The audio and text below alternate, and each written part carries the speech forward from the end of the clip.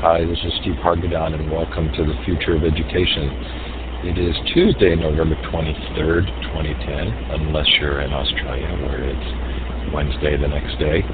We're sure glad you've joined us. Our special guest tonight is Matt Levinson. Matt, welcome. Thank you, Steve.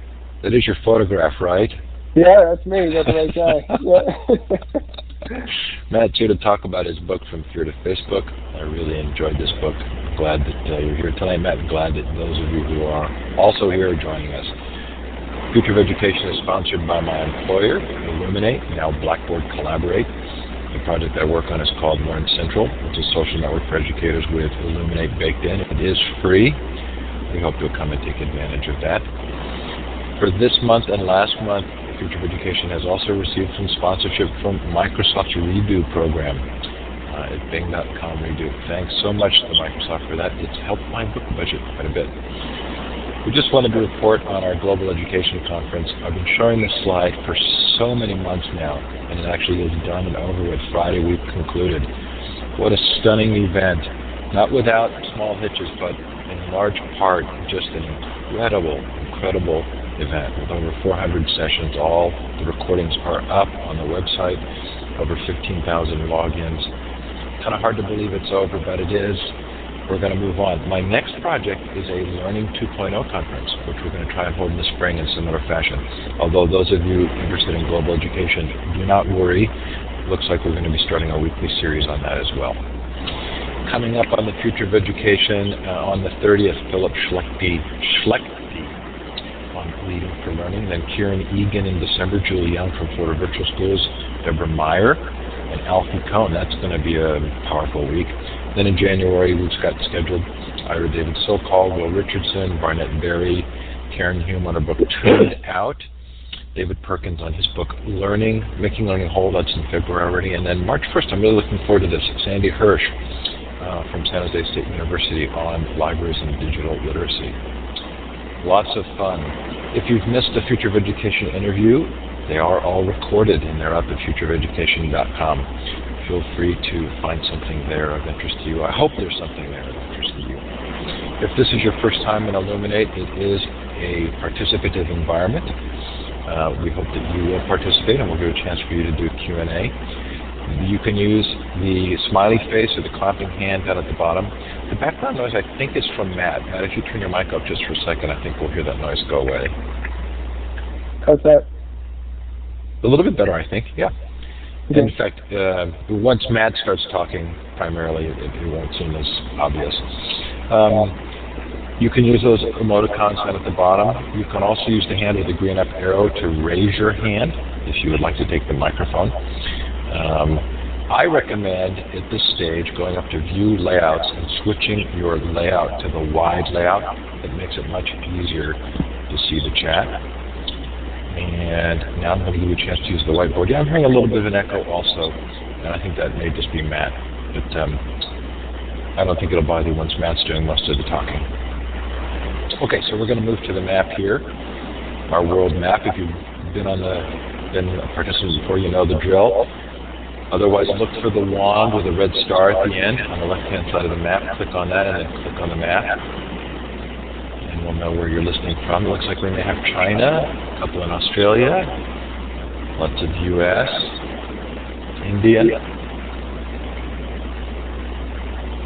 I mean, we didn't do an official count from the Global Education Conference, but we had presentations accepted from 62 countries. So it's been really fun to watch the international participation. Yes, and some of you are shouting out in the chat where you're listening from. And you're welcome to put the weather, the time, the temperature, that kind of stuff as well. Lots of fun.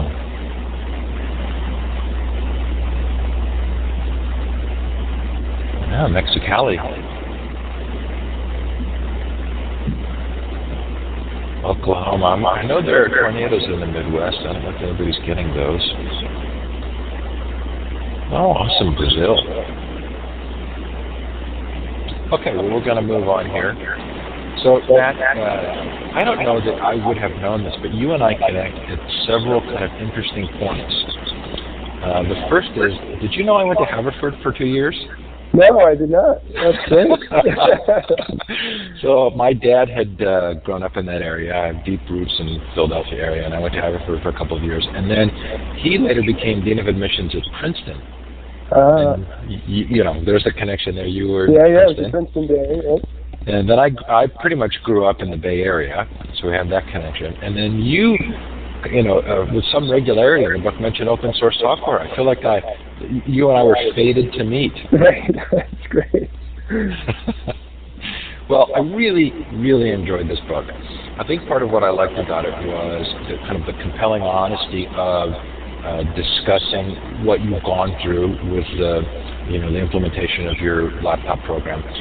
But also that you extend that into some other relatively topical or very important discussions that people are having right now, especially about Facebook and parenting and privacy.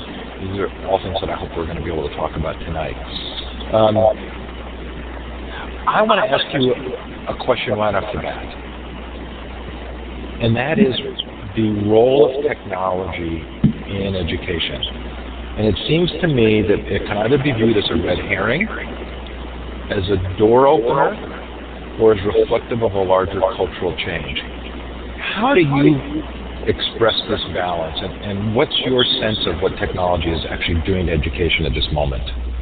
Well, I do think it's a big culture change going on right now, and that was probably the biggest lesson I learned when we rolled out the laptop program, was just how incredible this culture change was, because we did not recognize that going into the rollout of the one-to-one program.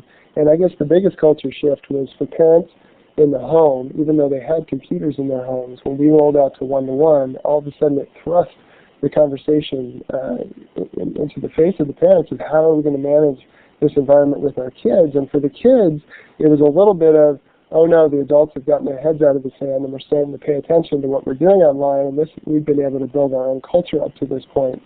And now the adults are starting to enter into this culture, and there's a lot of pushback from the kids. And I think now, 4 years later, we're in the fourth year of our laptop program, we've really come a long way in shifting the culture for everybody. So parents are more comfortable talking to their kids, teachers are more comfortable working with kids in the classroom. And actually, probably the best tribute for our teachers is they now cannot think about designing curriculum without technology in mind. It's just so embedded in the way they think about constructing their courses that they have to have curriculum integrated with technology. And the kids often are the catalysts for the innovation and the change. I mean, sometimes the kids will come up with an idea, what if we use this tool or that tool? And our teachers are fantastic because they're open to the ideas of the kids, and that's a little bit of what Nueva is about. We use, we're a progressive school, we believe in constructivism, so we're really trying to construct knowledge with kids. And I think, the environment that we had was conducive to the growth that we went through as a community. And I'm pleased with where we are 4 years later, even though the first year was kind of bumpy with that culture shift. So I want to talk about that, but before we move on, I do want to kind of drill down on the parenting thing. That was the biggest surprise to me in the book. And I took away 4 key items. One was that in some ways parents became more aware of what their children were already doing. Is that right? Yep, absolutely. And then sometimes there was a feeling from the parents that there was a conflict with the school rules and the home rules. That was a big conflict the first year, because I think we hadn't really worked with the parents to create rules that would make sense for both the home and the school, where we could kind of work in partnership so the kids were getting the same messages. So I think the first year we had situations where kids were getting mixed messages. It's sort of, the classic, you go to one parent to say, can I go to this movie? And then the parent says no, and you go to the other one hoping that they'll say yes. And we found that, maybe the school was saying no and the parent was saying yes, or the parent was saying no and the school was saying yes. And I think now, 4 years later, we're all on the same page, and we've done a tremendous amount of work. We have 2 spectacular social and emotional learning teachers who really help to run parent education evenings. We have a great IT director who runs evenings for parents on how to customize the home in terms of content filtering, software that they might want to have in the home. So we're much more intersecting now between home and school. We were not like that the first year. I love the comment you got in a parent letter that said, be strict, we support you, we just don't want to have to do this at home.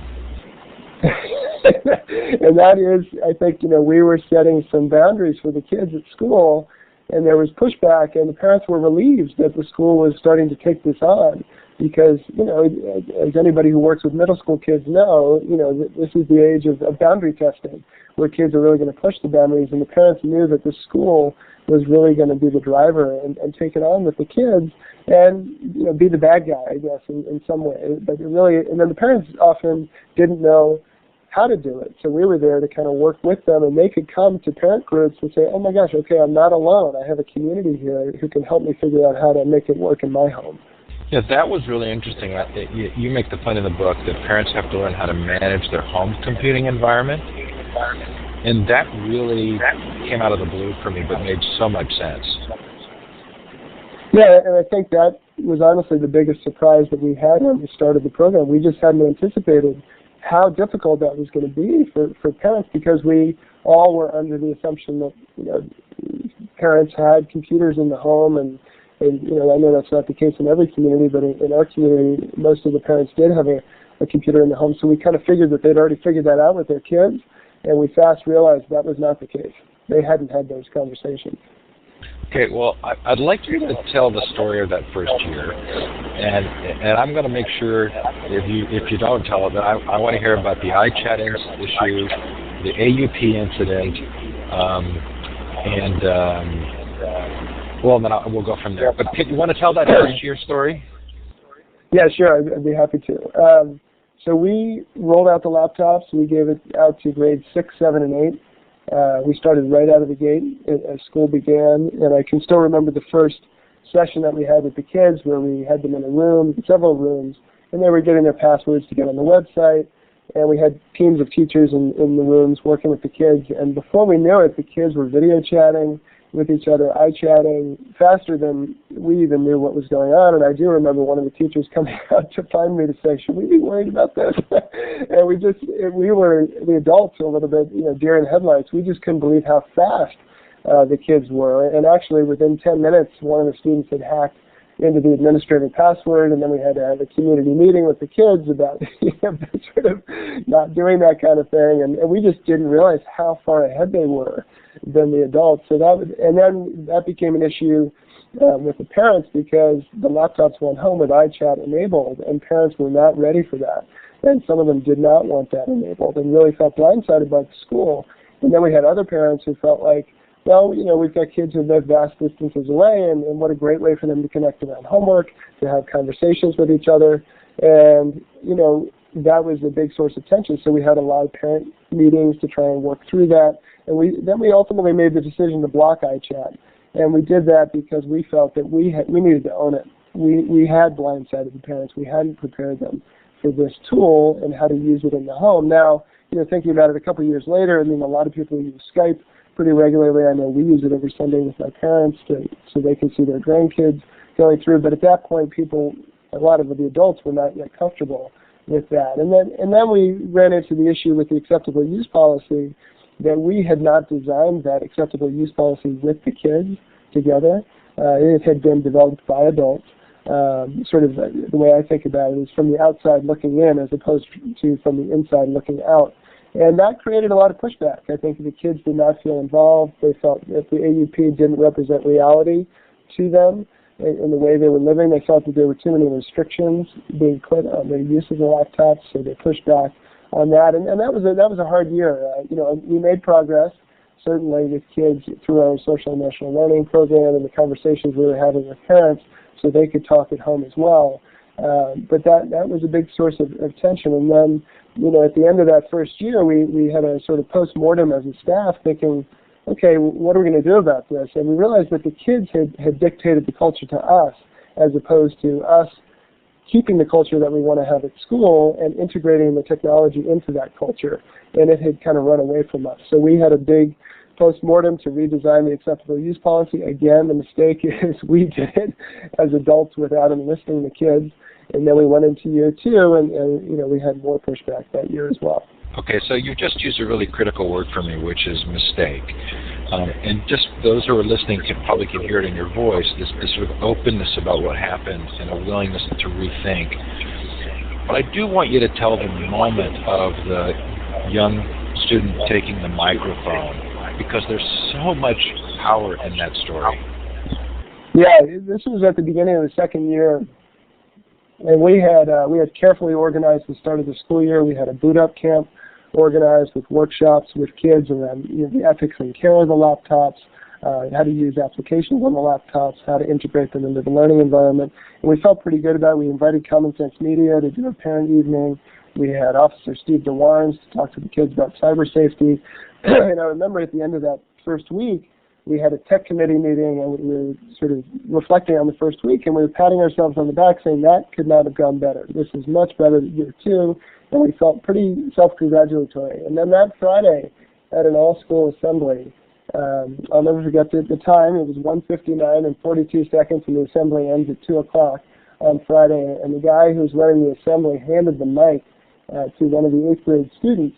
And then he walked over to me to say, do you know what she's going to say? Did you plan this? And I said, no, I didn't plan this. Why did you give her the mic? Knowing full well that she had a lot of energy about the acceptable use policy. So then she announces to the student crowd. Well, first she asked the lower school children to leave because she thought it was just a middle school issue. So I gave her a lot of credit for doing that. And then she said, how many students here agree with the acceptable use policy? And one student raised his hand, and I still remember that kid vividly, and I absolutely love that kid for raising his hand. And then she said, how many of you disagree with the acceptable use policy? And there was a huge roar, and the rest of the kids, started stomping and marching, down with the AUP, down with the AUP, and they sort of marched out of the assembly. And then that Sunday afternoon, I got a phone call at my home at 4:30 Sunday afternoon from this student who had gotten all the other kids in the middle school on a conference call and wanted to have a conversation with me. And I said, we'll have a community meeting tomorrow to discuss this. And then the next day, we gave a note card, again with the guidance of our social emotional learning team, to each student so they could write down 3 things that they disagreed with about the acceptable use policy. So the kids did that. And then we're going to break up into smaller groups to have a discussion about it. And this student, again, stood up, and she had a carefully prepared speech, and she spoke about really the issue of trust, and I think she talked about the culture clash that was going on, even though she didn't necessarily know that she was articulating that, but that's what I took away from it, that, boy, we really blew it, and we needed to bring the kids into this process. And really from that was a pivotal turning point for us as a community, because from that point on, we had lunch meetings to bring the kids together to talk and try and work through some of the issues with the acceptable use policy. And now, year 4, where we have a policy where it's a question and answer acceptable use policy. So the kids develop the questions, a lot of them, and then we provide the answers with some rationale and justification so they can understand the why of the rules. And then we can add new questions as new issues come up to the acceptable use policy. I'm thinking of all of the acceptable use policies that I've clicked on, or terms of service policies, without reading them at all, and thinking about a school full of students who actually knew enough about the policy to be protesting it. Yeah, I mean, that's the greatest part is when I tell that story, I have so many people who say, your kids actually care about the acceptable use policy, and our kids do. I mean, they really want to be involved in creating the community together and to have a voice. And I think that was the part that was hard for them, is that we hadn't really given them a voice. And I think with technology, we have an obligation to give kids a voice and still be provide the guidance as adults to help them, with ethical and other decisions that may come through. But that's key. Well, I got the sense that they didn't fully understand that the computers weren't theirs. Was there a degree to which they just sort of felt like they had been given to them and they should have free use of them?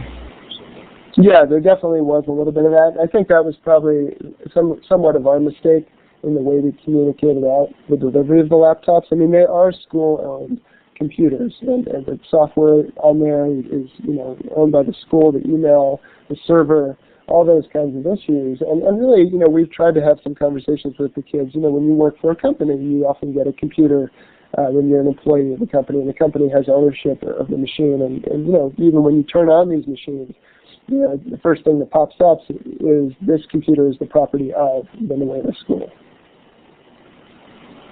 So you don't say it specifically, but you do mention Apple, and it's time for me to believe that you're using Macintosh laptop. We are, yeah, we're using that. Yep.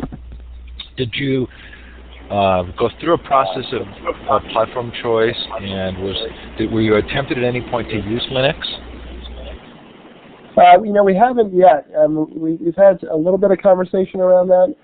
We have a few parents in our community who are big open source advocates and who do use Linux regularly, and that's something that we're not there yet. But I would be interested in exploring that in the next couple of years.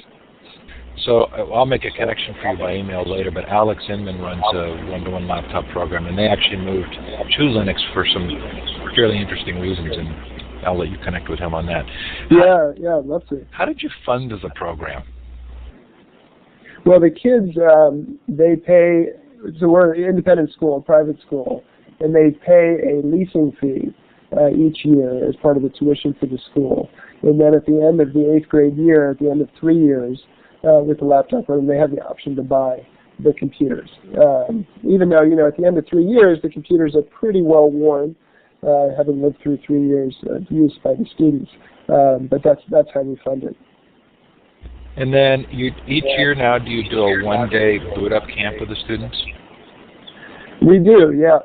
We try to start the year with that so that we can go over the agreements about the use, come up, answer new questions that the kids might have, go over some ethical case studies for kids in terms of situations they might encounter online and how they can escalate, or I should say de-escalate situations and make different choices there. Also to review the applications that are on the machine so they know the capabilities, and also have teachers lead sessions on how they're going to use the computers in their classroom so kids know how to get on the server, how to load their homework onto the server, how to find their class pages, and how to use the school website. So, and we've also brought in guest speakers.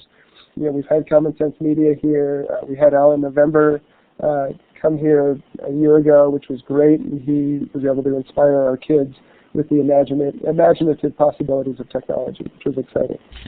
So I'm not a teacher, and I have sort of limited experience in actually visiting schools, but I did really like what I saw at Science Leadership Academy. I've been there a couple of times, and they have a technology integration specialist. It's Marcy Hull, and she works both with the students and with the teachers, to help the students accomplish things and to help the teachers integrate. How do you solve that issue of the teacher side of learning to use the technology? We have some great teacher leaders here with technology, and one of the teachers that I profile in the book is a science teacher who, right out of the gate when we started the laptop program, she saw the possibilities immediately and jumped right into it and moved her whole class online. So everything, online lab reports, video lab reports. She does PowerPoints,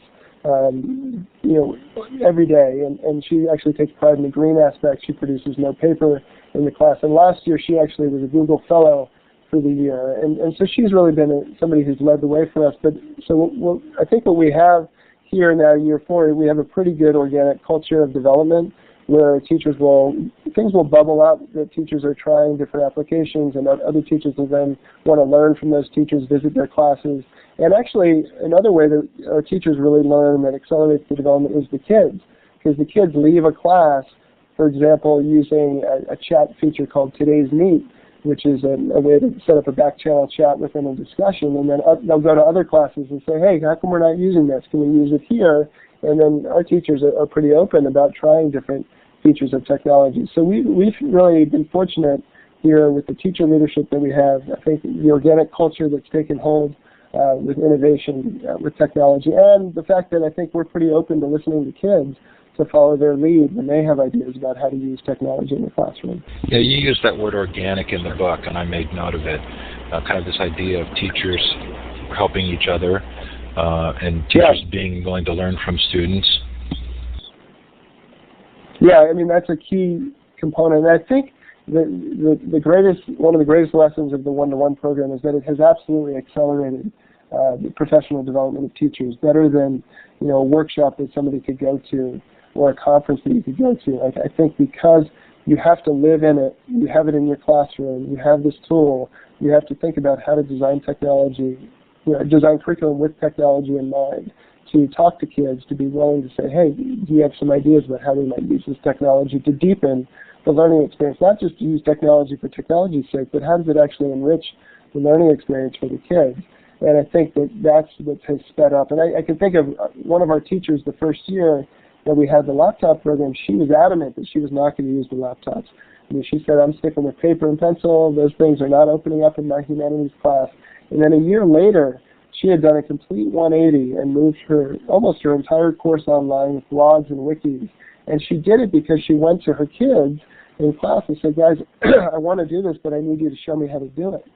So she had her kids teaching her how to set up the blogs and wikis. She was still, designing the content and driving the course in terms of the goals that were going to be accomplished, but she was open to the kids helping her, and that was fantastic to see. I'm still trying to get Sugata Mitra to come on the show because I'd really like to talk about the Hole in the Wall project and sort of what that shows about learning.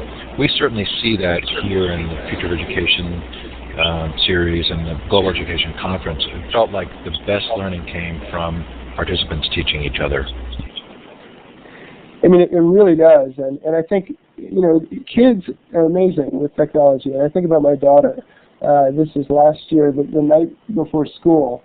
She and my wife had gotten into a little bit of an argument. Sometimes the night before school there's a little bit of anxiety, and she was 6 at the time.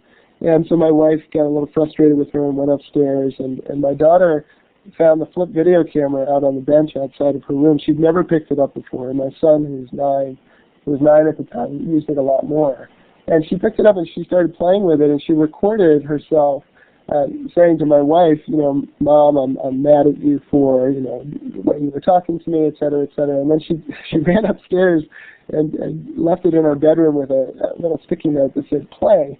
And then my wife played the flip video camera, and she couldn't believe that our daughter had figured this out. But then my wife was a first grade teacher, and she said, well, what a great idea. This would be a great thing to use in the classroom with my first graders. And especially when you're working on social development and you're helping kids understand how to communicate with each other so they can record each other, speaking in conversation around conflict. And so my wife immediately jumped to possibility. It was my daughter who opened her eyes about how to use the technology. And here's a 6-year-old. So I think, if we can all sort of be open to what kids can teach us, I think it's pretty incredible where we can head. So in the chapter on kids online, lying is the new social norm, you describe the opening of Ice Age and the sense that this is how schools feel. Are you willing to give that description? Yeah, sure. I mean, I think it is. The analogy I used was that giant glacier. With Scrap the squirrel who's trying to plug the different holes in the glacier, and he's only got so many body parts to plug up the holes, and the holes are opening up faster than he can control them. And I think, that if schools, and we're still struggling with this, we haven't figured it out completely, but when you close things off too much, kids will find a way to get around them, and then there's another way, and then you try and plug that one up, and then the kids find another way, and you don't want to create a game of cat and mouse. And I think we ran into that a little bit, our first year when we were blocking everything, and that started with iChat, and we found that the kids are pretty good at finding their way around, finding the holes in technology.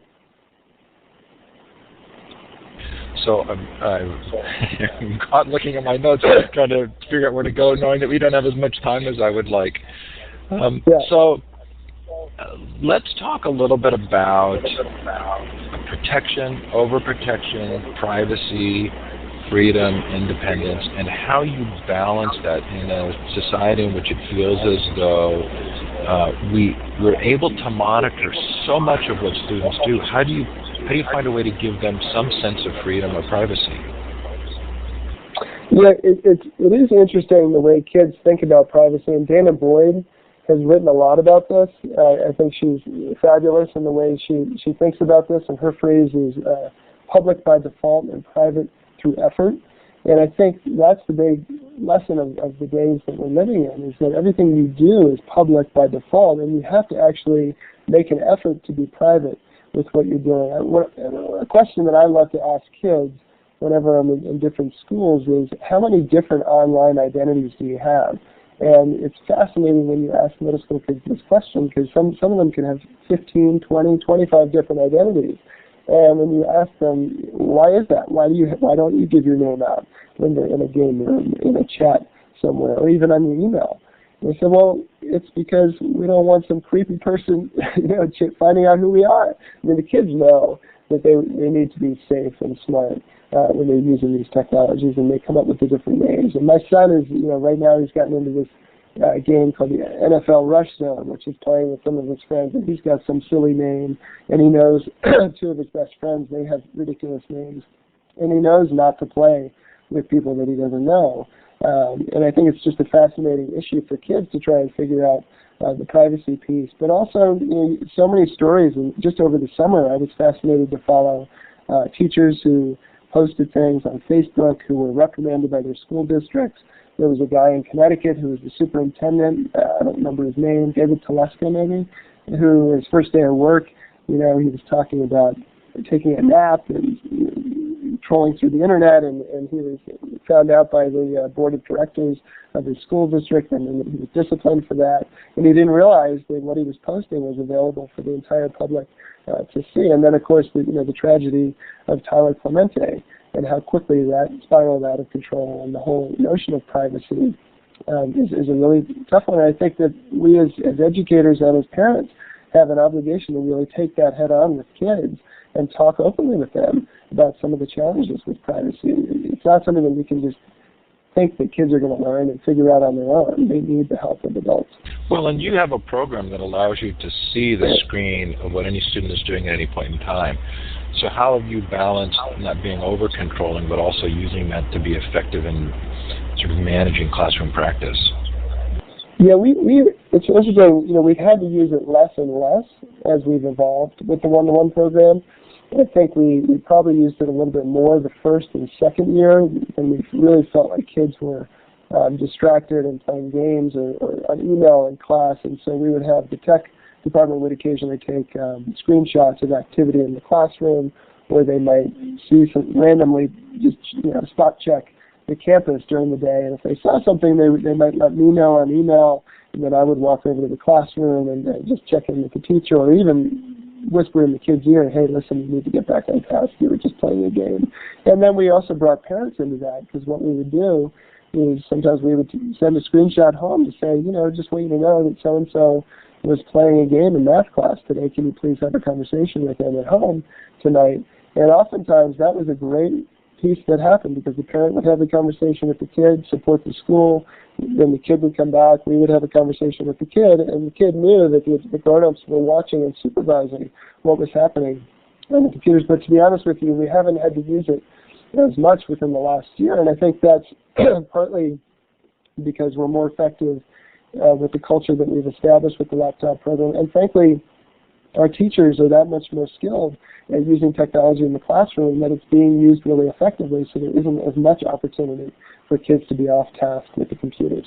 So I've been in a couple of classrooms where they had a big LCD at the front of the classroom that faced the students that showed little mini images of each student's computer. Did you ever consider that, and were there downsides to that you felt would make it not a good solution? Yeah, we didn't do that, and we actually never even talked about that. I think that's too much in our eyes, because that would really create that big brother piece going through for kids and make them uncomfortable in the learning environment, and probably distract the classroom from the goals of what really needs to go on, which is to really deepen the learning experience with technology. So we never went that route. I did love the story you gave about the kids who were prone to hacking the administrative password. Yes. Tell how you solved that. Well, we really had a handful of kids who were very skilled and frankly curious and wondering if they could just figure it out, how to hack the administrative password and really establish root access on different machines. And finally, we brought a couple of them together and said, listen, guys, you've got to stop. But what's going to make a change for you guys? And they said, well, we want to learn how to program. And we realized, you know what? They're right. We don't have a programming class, and we need to offer a programming class. So we offered a programming class the second year, and it was populated by the kids who had hacked into the administrator password, and their energies were now harnessed into learning how to program productively and positively. And they were really excited, and they were spending time, huge amount of hours outside of class on the homework and trying to figure things out, but in a productive manner. We realized that was a gap in our program, and we're moving ahead with programming. We continue to teach a Java programming class. This winter, we're going to offer a Python programming class. And we're really excited about the direction that we're heading in with programming. So I can imagine a school culture that's as engaging and as student-oriented and dynamic without computers, but I'm also wondering if it would be really hard to get to that culture without computers. Is there a degree to which the tool brings you pedagogically to a place you want to be that you could get without computers but does it much faster? I'm not entirely clear what you're getting at. Can you kind of rephrase that a little bit? Well, so I think that there are schools that are very successful, have great educational cultures, but don't do so through the use of, say, a one-to-one laptop program. Right. So when you're talking to somebody who's at a school where they feel like they're not having success, is the pitch that going with a one-to-one laptop program is a really great accelerated way to getting to that engagement environment, or that it is now the only way? Well, I don't think it's the only way, and I think schools have to have and build and sustain strong cultures regardless of technology, and that's really building an environment of trust with kids in a place where they feel like they have a voice and that they know that adults care about them. And technology is a tool that is exciting to use, that I think can differentiate teaching in the classroom, which is a big reason why Nueva went to that in the first place. I think it can really deepen the learning experience for kids, honor their passions and interests, and shift the role in the classroom from sage on the stage to guide on the side, and really putting kids in the driver's seat to be the teachers and teachers being the students in some cases, so they can flip it. But I don't think technology is the answer to school culture issues. I mean, I think schools need to work on those culture pieces and establish and firm those up separate from the technology. And then when technology is introduced, the culture is going to get even stronger. And I think Nueva is fortunate that it has a very strong school culture.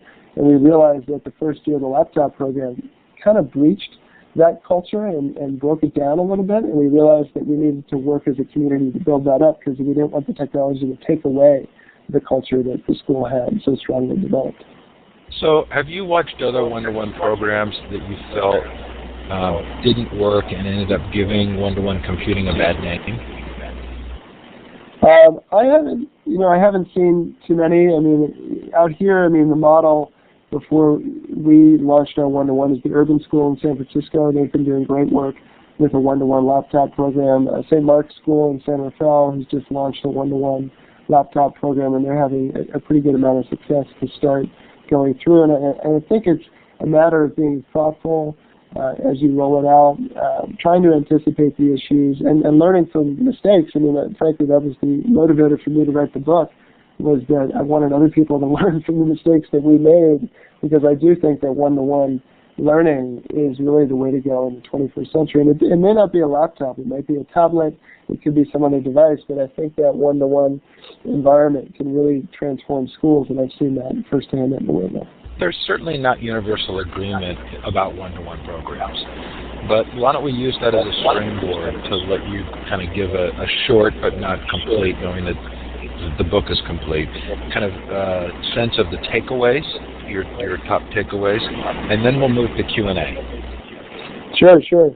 Well, I think that, which I read about in the book, the number one takeaway for me is listen to the students and give them a voice in the process in terms of creating agreements in the community, and also following their lead in terms of their interests and passions. For example, a programming class.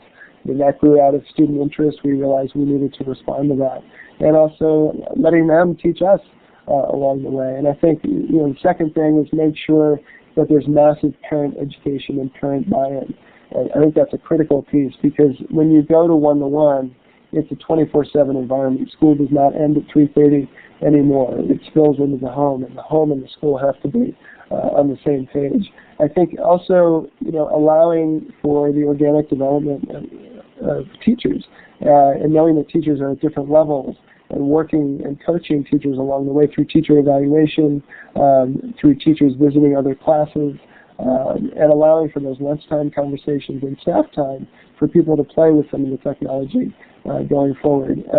So those are some of probably the top 3 takeaways right there. And just for the sake of the recording, for those of you who haven't bought the book yet and have the enticement, he goes on to say, don't go it alone, be flexible, stay the course, maintain balance, remember the kids are kids and they need guidance, keep learning with students, and overcome fears.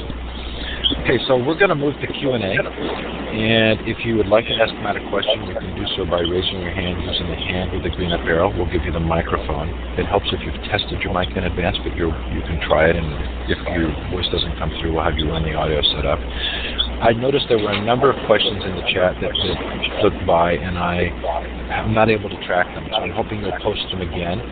But I do know that Doug wondered if you had read the New York Times article this past weekend, or had seen the online video report, and it was called "Growing Up Digital: Wired for Distraction."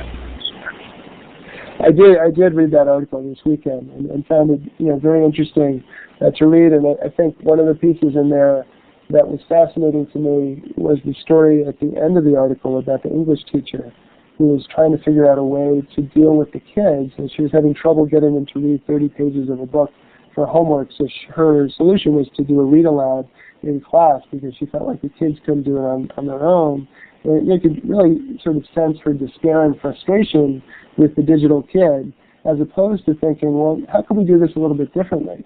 Maybe there's a way you set up a Facebook character page, or you use Today's Meet to construct a class conversation through one of the characters' eyes to create some back channel chat going on. Or ask the kids, hey kids, how can we use technology to deepen our understanding of this book, and what ideas do you guys have?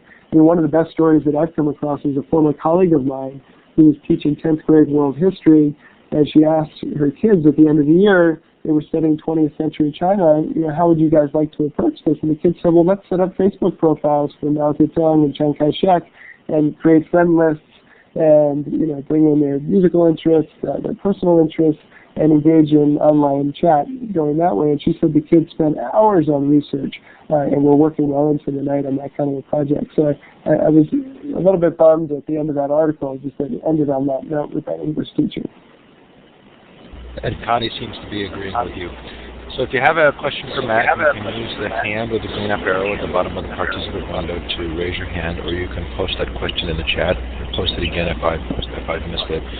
How have you dealt with student-teacher communication? In terms of setting limits? I know you address it in the book, but in terms of Facebook interaction or email, and I know you went to a policy with regard to emailing students, right? Yeah, we really felt that all the communication that was going to happen at school really needed to happen within the school mail server, as opposed to on Gmail or some other outside tool, or even Facebook going through. And that's what we really try and hold to, and I think our staff is great about staying within that. Now, one of the challenges with that, interestingly, is that if you would ask the kids their choice of email that they would like to use, I would say their Nueva Mail is their last choice, and their first choice is probably Gmail and Yahoo going through. And I can think of we have a student in 5th grade last year who gave me a whole education tutorial on the use of email. She had 4 different email accounts.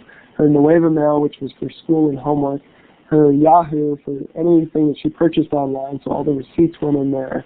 Then she had a Gmail account for her Nueva friends, and then she had a Gmail account for her non-Nueva friends outside of it. And I thought, wow, this is incredible. This 10-year-old has figured out how to organize her online life much better than me, because my inbox is flooded with all sorts of intersecting things, from receipts to friendships that I've had from college to professional information. So I thought that was pretty fascinating. But we're constantly working on that piece of boundaries in terms of the teacher-student communication.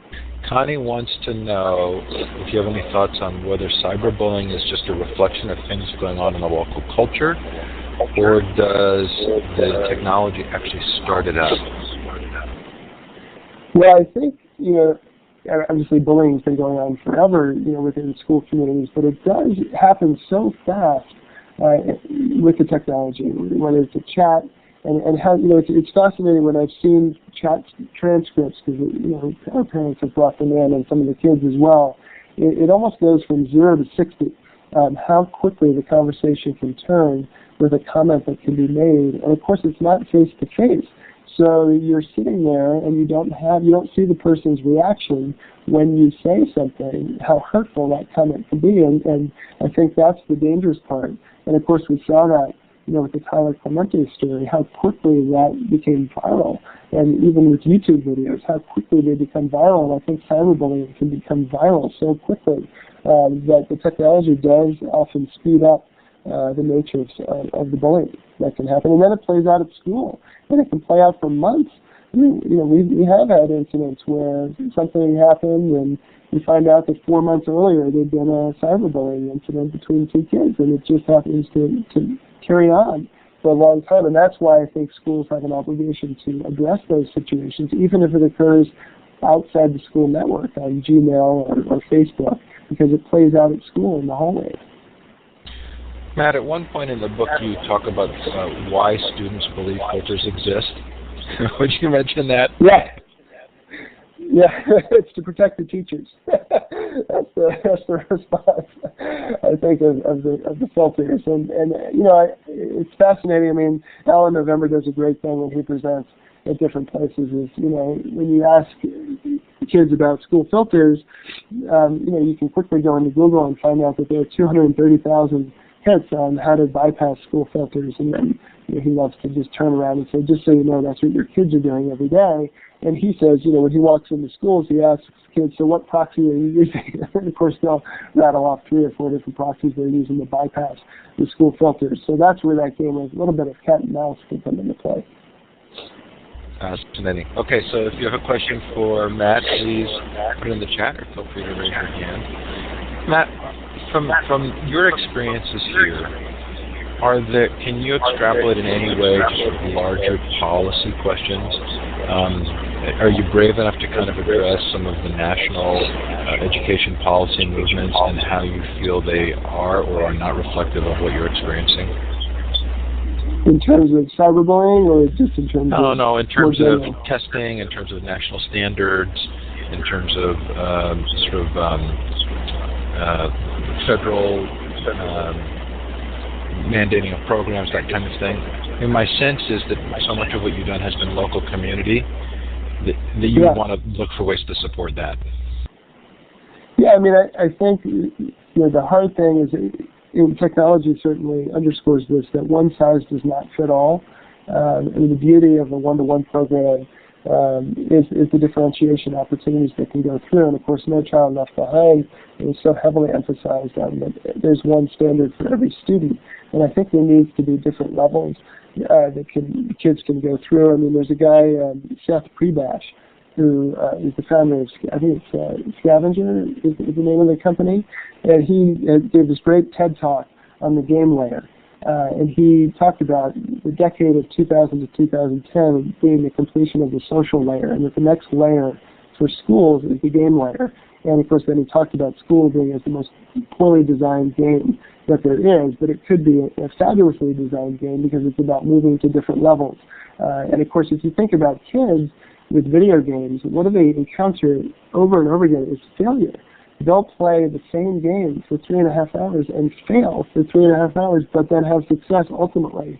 And it's about perseverance and resilience going through. But then you switch that over to school, and they may not show that same resilience. And why won't they press through to get to those different levels? So I think it would be kind of interesting to begin to take that sort of mind frame into how to design standards and how to design kids moving through different levels. So Ken Robinson just gave, there's a great video on YouTube that he's been talking about in terms of factory model design of schools, and that whoever came up with the idea that, age was the way to group kids, because kids are at such different levels in different ways. So I think we really have an opportunity and an obligation to have the conversation about differentiation with technology as a driver. If I've missed a question, let me know. Otherwise, feel free to raise your hand, the hand with the green up arrow. There is a conversation in the chat that was fascinating to me. Dirk was saying that the kids know how to avoid the porn and the teachers don't. How to avoid the porn? Yeah, how to avoid pornography on the web. And I think the point was that often the students are aware of how to manage the web and the teachers aren't. I mean, I think that that is often the case, and I think this summer again there were some stories of some teachers on Facebook that were in the national press who'd made some poor choices in terms of things that they'd put out there that they didn't realize had an audience beyond maybe their 5 friends on Facebook or whatever the case might be. And I think oftentimes kids do, that story of the 10-year-old with 4 different email accounts. I mean, she's pretty skilled at how to navigate her digital rivers, if you want to think about that metaphor. I mean, she can handle the rapids coming at her better than some of the adults out there. Hey, Matt, so you mentioned Alan November quite a bit in the book. You mentioned Common Sense Media. Who else are you following that you would recommend that people look at? I think, for me, the most interesting social media thinker out there and the most interesting thinker around technology and integrating technology in schools is Dana Boyd. She's a Microsoft researcher, and she's at the Berkman Center for Internet and Society. She's got a great blog, Zephoria.org. She's got a recent piece, which I thought was incredibly insightful about bullying and about the language of bullying, that adults really don't understand the language of bullying from a kid's point of view. And I think she's really been helpful to me in terms of shifting my mindset and thinking to looking at it from the inside out as opposed to the outside in. And Dana is great at sort of getting on the inside with kids to understand their perspective around technology and the language that's developing with them. So she's somebody who I follow regularly. So I did interview Dana, and I'm just putting a note in the chat that my interview with her is up on futureofeducation.com, and she's not hard to find. I can't remember if it's all lowercase. I don't remember if it's D-A-N-A or D-A-N-A-H. I think there's an H. Yeah, D-A-N-A-H, yeah. Okay, Kimber says, what monitor program do you use with a laptop program, Matt? I work for an online high school. I think that would really help in some cases with the kids. I think that would really help in some cases with kids not at all. Those that sit on the social sites and not doing their work on school-provided computer, the high schoolers know how to work this system. So I guess the question is, what monitor program? We've been using Apple Remote Desktop. Hello? Perfect. So Catherine says, you mentioned differentiation. What has your experience been with using technology to aid in RTI? RTI? I don't know what RTI is. I don't know either. So Catherine, if you wouldn't mind spelling that out for us. Return to intervention. Response to intervention. In terms of, I'm not sure I'm understanding that. I don't know, and I'm not the right one to be interpreting that. Differentiation for, maybe this is for students who are at risk or dropped out, and what the impact of the differentiation has been for them. Are you seeing anything in that area, maybe? Yeah, I mean, I think what's been interesting is with our elective offerings, we were able to offer some different choices for kids. So we have a video arts elective, robotics electives, programming, and we found that, for example, with video art, that's been a class that has been wonderful for some of the kids who may struggle in some of the more traditional courses like humanities or writing courses. It's a different way for them to tell a story and to find their voice going through, and that's been pretty exciting to see some of the projects that they've created and some of the success and confidence that they've been able to build with that course, and we have a fabulous teacher who helps to guide them in that way. So that's been a way that I think we've been able to reach some kids who maybe in some of the more traditional courses haven't had as easy a time. Okay, well, we are only a few minutes away from wrapping up. I'm going to clap for Matt. Matt, I need to let you know that I thought this was a terrific book. And part of the fun of the book is that it's not that long.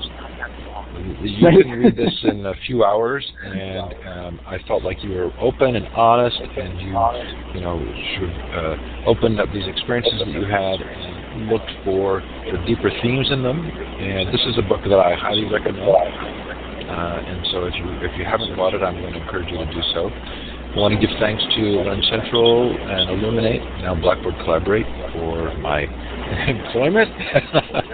Thanks to Redo for helping to sponsor the series. Don't forget, coming up on the 30th, Philip Schlechte on Leading for Learning, and then in December, a really fun lineup of folks.